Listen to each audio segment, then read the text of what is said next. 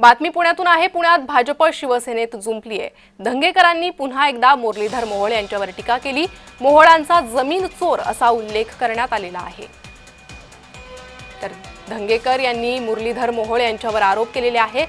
जमिनी प्रकरणातील हे आरोप करताना जमीन चोर असा उल्लेख धंगेकरांनी केलेला आहे।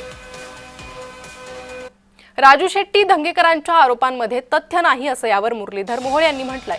कुणी आरोप करतंय म्हणून नव्हे तर पुणेकरांसाठी स्पष्टीकरण देतोय। राजू शेट्टींबद्दल मनात आदर असल्याचं मोहोळांनी म्हटलं। आरोप करण्यापूर्वी शेट्टींनी माझ्याशी बोलायला हवं होतं।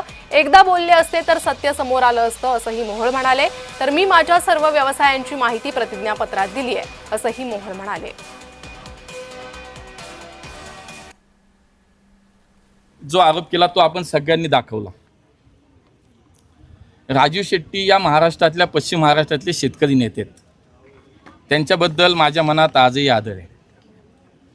अनेक कामाबद्दल अनेक विषयाबद्दल ते मला वारंवार दिल्लीला आले, भेटले। परंतु हे सगळं होत असताना इतका मोठा आरोप एखाद्या लोकप्रतिनिधीवरती करत असताना एकदा त्यांनी माझ्याशी जर बोलले असते तर मी त्यांना समजावून सांगितलं असतं, मी त्यांना सत्य परिस्थिती त्यांच्यासमोर ठेवली असती आणि मग कदाचित राजू शेट्टी हे बोलले नसते असं मला वाटतं।